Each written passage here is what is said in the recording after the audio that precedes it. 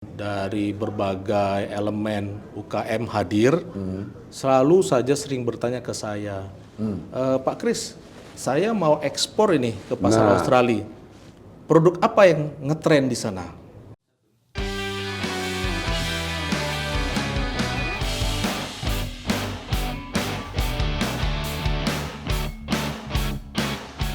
Assalamualaikum, salam sejahtera, salam sehat buat Sobat KJRI, Sydney dimanapun kalian berada.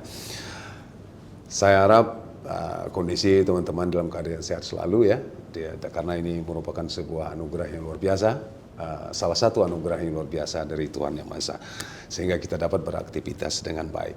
Senang sekali dapat menjumpai teman-teman sekalian dalam podcast KJRI Sydney. Pada hari ini saya Abdul Nazar. Podcast kali ini kita akan berbincang mengenai hubungan perdagangan Indonesia dan Australia, ya. Bagaimana hubungan perdagangan kita selama ini dengan Australia, khususnya setelah ditandatanganinya perjanjian Indonesia Australia yang kita kenal dengan CEPA. Baik, telah hadir bersama kita Bapak Christophorus Barutu, Kepala Indonesian Trade Promotion Center untuk Australia yang berkedudukan di Sydney. Mari kita berkenalan dengan beliau. Apa kabar Pak Chris? Selamat siang ya, selamat sore nih, masih sudah sore. Apa kabar Pak Chris? Kabar baik Pak, terima kasih sudah bersedia mampir di kantor ITPC Sydney. Kita senang sekali menerima kedatangan Bapak. Oke teman-teman, get ready, be updated. Kita akan berdiskusi, berbincang dengan Pak Chris mengenai hubungan perdagangan Indonesia Australia. Pak Chris, sebelum kita memulai lebih jauh, saya ingin bertanya, Pak Chris sebelum bertugas di ITPC Sydney, Australia maksudnya ya, dengan berkedudukan di Sydney, di mana saja Pak pernah bertugas? Baik Pak, saya bertugas di Kementerian Perdagangan sudah sekitar 17-18 tahun Pak. 18 tahun, oke. Terakhir penempatan saya di Direktorat Perundingan Perdagangan Internasional. Lalu setelah itu saya mendapatkan mandat untuk menjalankan tugas sebagai atase perdagangan di KBRI Ottawa, Kanada. Sekitar 4 tahun Pak. Lalu saya kembali ke Indonesia sekitar tahun 2020 sebelum pandemi COVID-19. 2,5 tahun saya di Jakarta.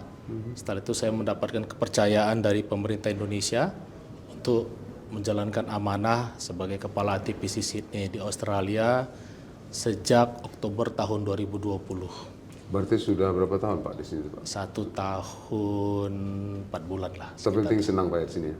Happy Pak saya. Happy ya, gitu ya. Karena keluarga ini, juga happy Pak ya? Iya Pak. Yang penting keluarga happy itu juga. Karena ini menjalankan amanah Pak dari negara dan ini misi penting untuk peningkatan ekspor kita Pak. Ekspor kita Pak ya, oke. Baik Pak Chris, terima kasih. Pak Chris, penugasan di Australia tentunya sangat challenging saya kira ya. Saya kira karena kita kan bertetangga ya. Dan tentu potensi di kedua negara sangat besar saya kira ya.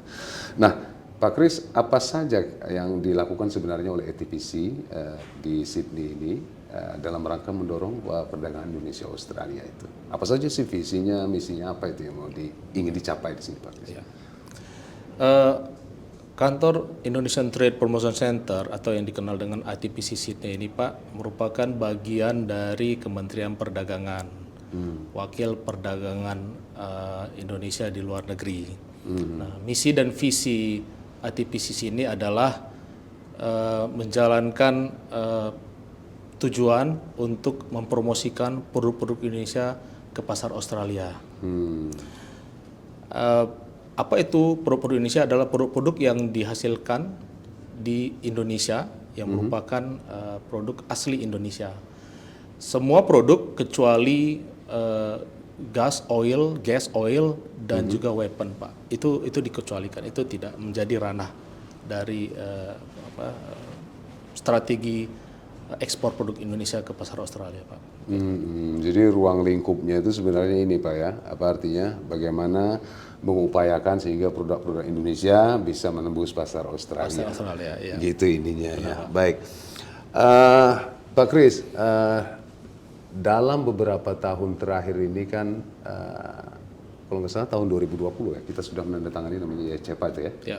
IACEPA. Nah tentu apakah ada perubahan dengan ini.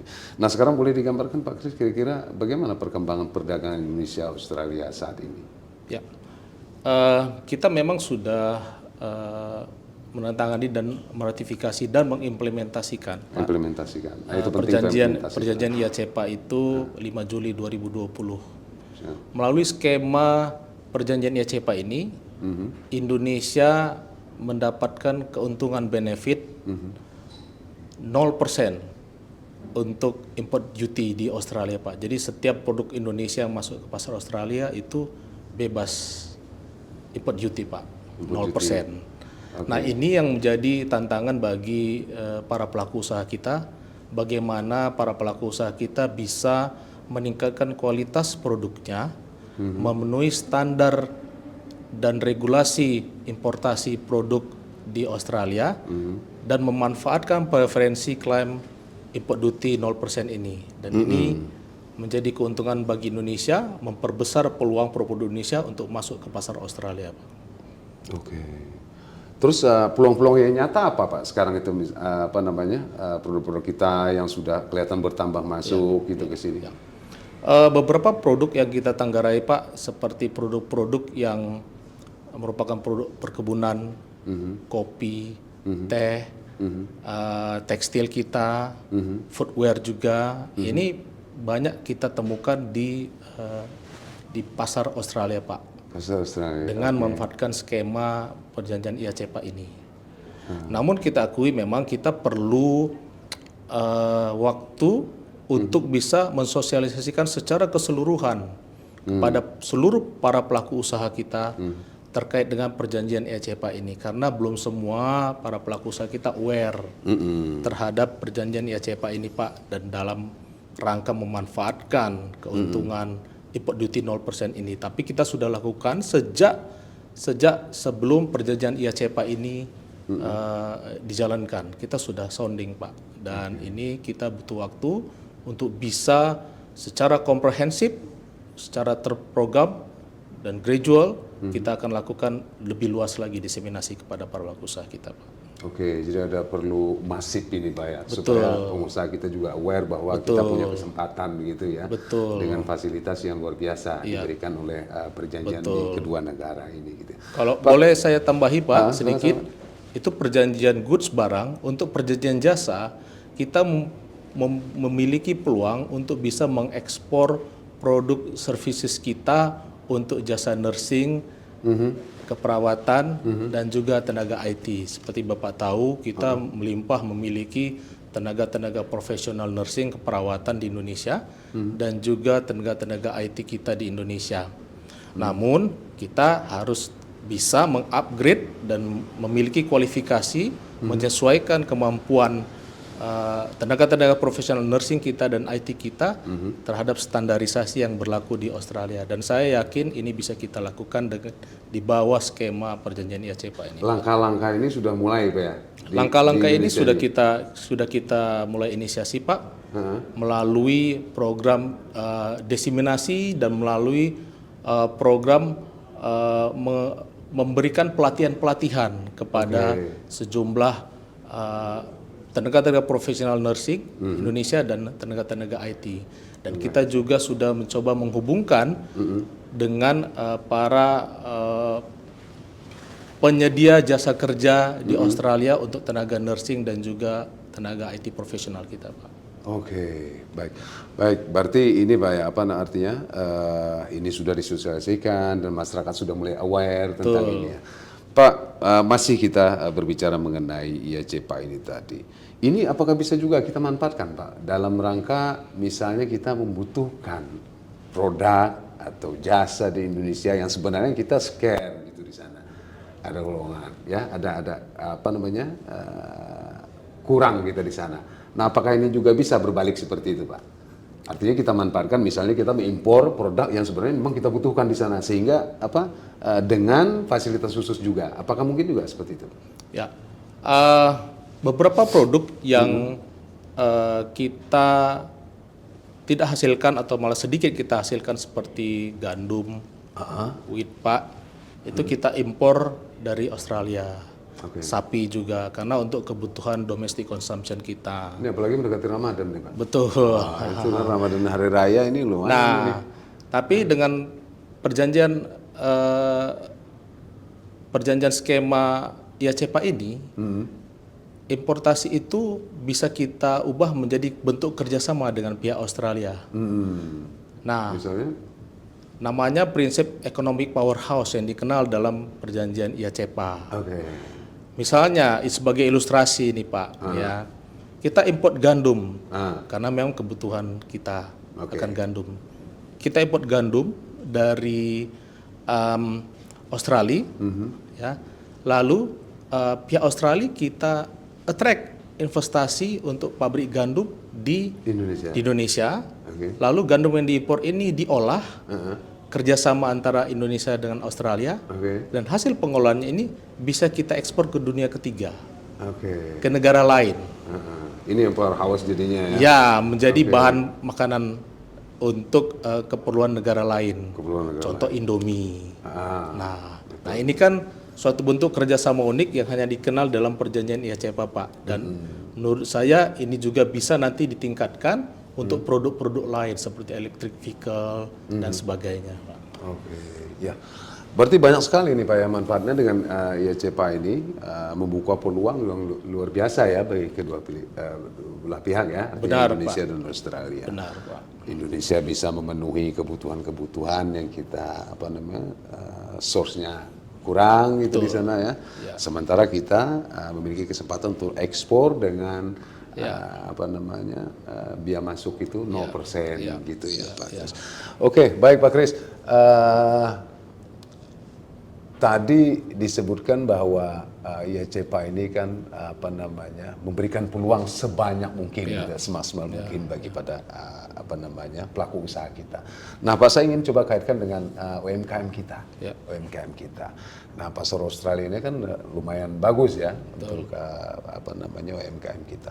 Nah, ini bagaimana Pak?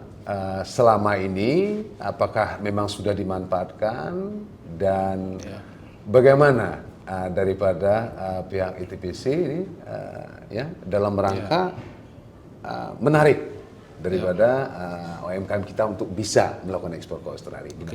Baik Pak, menarik sekali pertanyaan Bapak. Jadi ini sering saya hadapi Pak dari berbagai seminar, webinar di mana saya sebagai pembicara dari berbagai elemen UKM hadir, selalu saja sering bertanya ke saya, Pak Kris, saya mau ekspor ini ke pasar Australia.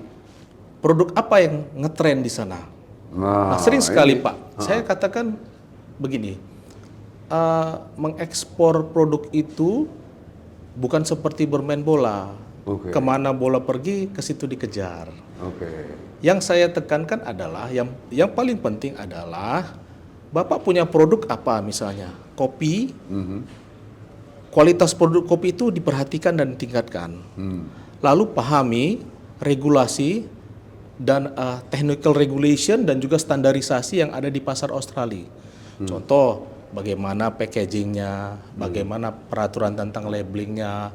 Australia ini kan negara yang berbahasa Inggris, ya tentu harus jelas itu di labelingnya, ingredients-nya, semuanya itu dalam berbahasa Inggris. Artinya ini kan memang terkait dengan perlindungan konsumen, ya. Jadi hal-hal semacam itu yang harus dipahami. Lalu pahami bagaimana cara untuk memasarkan produk ini di pasar Australia. Hubungi kepala-kepala ITPC yang ada di Australia, kepala ITPC yang ada di Australia, atas perdagangan yang ada di Australia, dan ini menjadi mitra bagi para pelaku usaha untuk bisa mempromosikan produk-produknya ke pasar Australia dengan sukses, Pak. Jadi sekali lagi yang perlu diingat adalah kualitas produk diperhatikan, comply, taati aturan, pahami aturan-aturan dan juga standar yang ada di pasar Australia, dan bersama gandeng mitra kerjasama pengusaha yaitu pemerintah Indonesia, perwakilan pemerintah Indonesia, ITPC dan atas perdagangan untuk bisa bersama-sama bekerja sinergi untuk mempromosikan produk ini ke pasar Australia. Dan saya yakin produk Indonesia akan meningkat apabila ini kita saling bekerja sama satu sama lain. Pak. Dan pengalaman selama ini sudah ada kali Pak yang masuk ini? Ya. Ada berapa banyak Pak sudah yang kira-kira? Ada bisa gambar atau gimana? Digambarkan atau gimana? Banyak Pak, banyak ya untuk produk-produk yang saya sebutkan tadi, kopi, teh, juga kita tekstil, sepatu juga Pak, furniture juga. Furniture juga. Iya, produk-produk essential oil juga. Teman-teman tuh, furniture juga. Handicraft ya. Terlalu banyak untuk disebutkan Pak. Tapi ini nyata dan jelas. Kita juga ke ATPC Sydney ini setiap tahunnya itu mengikuti atau berpartisipasi dalam 3 pameran internasional di pasar Australia, di Pak. pasar Australia. Di pasar Australia. Jadi kita mendaftarkan, kita mendapatkan booth dan mengundang beberapa para eksibitor Indonesia untuk produk tertentu untuk bisa mempromosikan produk-produknya melalui pameran-pameran internasional yang ada di seluruh Australia. Contoh untuk tahun 2024 ini Pak, kita berencana berpartisipasi dalam kopi, ya, eksibisi kopi di Melbourne di bulan Mei. Bulan Mei 2024 ya? Ya. Oke. Lalu di pameran Franchise Expo di Agustus di Melbourne, Pak. Dan juga Fine Food makanan minuman itu sekitar September 2024, Pak. Sekitar 2024. Ya. Oke. Itu satu bentuk komitmen pemerintah Indonesia untuk memfasilitasi para produsen eksibitor kita untuk bisa mampu menembus pasar Australia untuk produk terbaik Indonesia, Pak. Oke, wah luar biasa nih Pak Kris nih. Mudah-mudahan nih Pak ya, artinya lancar ke depannya ya. Pak, satu, memang ada keluhan. Saya juga pernah membaca ya, memang ada keluhan itu adalah begitu ketatnya Pak ya di sini anunya ya, mereka dalam melindungi produk dalam negeri, melindungi dalam negeri, kemudian agriculture-nya gitu ya. Nah ini pengalaman Pak Kris, apakah ada pernah usahawan kita yang ditolak anunya ekspornya atau gimana gitu? Ya, jadi saya cerita sedikit dulu background-nya Pak. Jadi setiap negara, apalagi ini Australia maupun Indonesia ini kan sama-sama negara anggota WTO Pak. Iya. World Trade Organization, Organisasi Perdagangan Dunia. Di dalam perjanjian WTO itu setiap negara anggota itu diperkenankan untuk membuat regulasi peraturan perdagangan untuk melindungi masyarakatnya, melindungi masyarakatnya, kesehatan masyarakat, hewan dan tanaman, Pak. Artinya itu diperbolehkan. Namun syaratnya jangan sampai itu menjadi hambatan perdagangan yang tidak perlu, unnecessary obstacle to trade, yang bisa melanggar prinsip-prinsip good faith dalam perdagangan internasional. Nah, Australia sendiri itu memiliki serangkaian peraturan, ya Pak.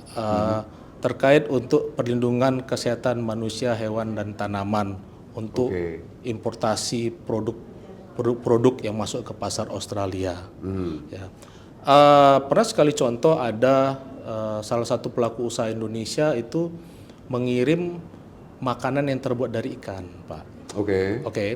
Nah, ternyata ikan tidak bisa masuk ke pasar Australia karena salah satu elemen dari ikan ini merupakan objek yang dilarang masuk ke pasar Australia. Dan itu sudah jelas ada di peraturannya. Dengan pembuktian ilmiah, scientific evidence. Nah, seperti dan itu barang itu sebenarnya sudah sampai Australia ya? Sudah sampai di Australia, Pak, dan itu diadakan random check ya, dan diadakan penemuan investigasi. Dan ketika itu diadakan penguji laboratorium, memang itu mengandung salah satu elemen ikan yang dilarang gitu. Nah, ini kan memang terkait dengan scientific evidence yang sudah dijabarkan dalam peraturan regulasi oleh peraturan Australia tersebut. Nah, kita harus paham dulu, makanya tadi saya sempat mengatakan bahwa untuk menuju ke pasar Australia kita harus pahami dulu peraturannya. Produknya apa nih misalnya? Empek-empek misalnya, ini terbuat dari ikan.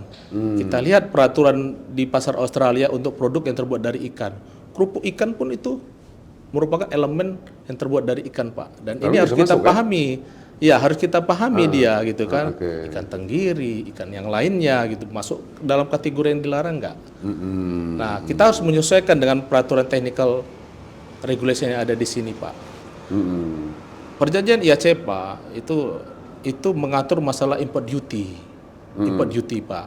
0%. 0%. Memang sudah 0%. Tapi standarisasinya tetap harus kita comply. Standar dan peraturan-peraturan regulasinya itu harus kita tetap comply, Pak. Di situ saya ingin tekankan kepada teman-teman para pelaku usaha untuk tahu dan memahami dengan seksama, dan kita terbuka untuk diskusi dan memberikan informasi bagi para pelaku usaha yang ingin benar-benar mengetahui dan memahami prinsip-prinsip ekspor ke pasar Australia, Pak. Oke, baik Pak Kris, ini kita sudah di penghujung ini sepertinya. Pak Kris, ini teman-teman ya, usahawan ya maksudnya, eksportir yang ingin kira-kira mencoba menerobos pasar Australia, khususnya yang UMKM ya. Nah, nanti bisa kiranya berkontak terlebih dulu dengan ITPC ya, baik kira-kira untuk mendapat guidance kira-kira. Atau Pak Kris mungkin ada pesan khusus kepada pengusaha kita, eksportir kita yang mungkin memang berkeinginan untuk mengekspor barangnya ke Australia. Ya, baik Pak, makasih.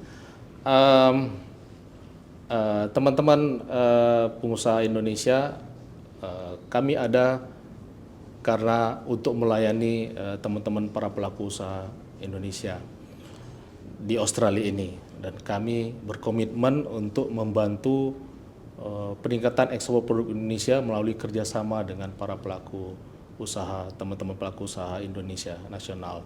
Jangan ragu hubungi kami ke ITPC Sydney. Kami memiliki website, Pak. Oke, ya, tengok ke websitenya, silakan masuk ya. Silakan hubungi ke website kami, ya, kemukakan apa yang ingin dicapai dan diinginkan dalam rangka ekspor produk Indonesia ini, dan kami siap selalu membantu Bapak Ibu sekalian dari segi fasilitasi, dari segi informasi dan hal-hal lainnya dalam rangka komitmen untuk peningkatan ekspor produk-produk Indonesia ke pasar Australia. Baik, terima kasih Pak Kris. Teman-teman, tolong dicatat tadi ya. Silakan masuk ke website dulu, kemudian nanti di sana silakan komunikasi dengan ITPC sehingga nanti mulai prosedurnya itu kan, peraturan-peraturannya sehingga barang bisa mulus masuk ke Australia. Baik Pak Kris, saya kira menarik sekali perbincangan kita hari ini dan sangat bermanfaat ya buat teman-teman, khususnya para eksporter, para usahawan dari Indonesia yang mencoba menembus pasar Australia. Baik, terima kasih lagi Pak Kris. Sampai ini ya, berjumpa kembali di podcast selanjutnya mungkin ya. Dan saya selalu Pak Kris ya, terima kasih, sehingga Pak. dapat menjalankan tugas dengan baik. Terima kasih sudah. Baik, teman-teman sekalian, Sobat KJRI Sydney, demikian bincang kita tadi dengan Pak Christopherus Barutu, Kepala Indonesian Trade Promotion Center di Australia yang berkedudukan di Sydney.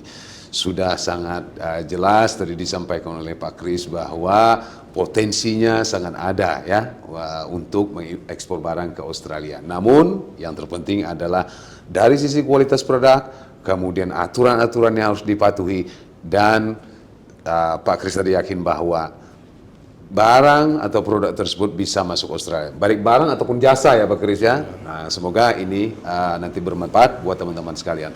Sampai jumpa kembali di podcast kita selanjutnya. Assalamualaikum warahmatullahi wabarakatuh.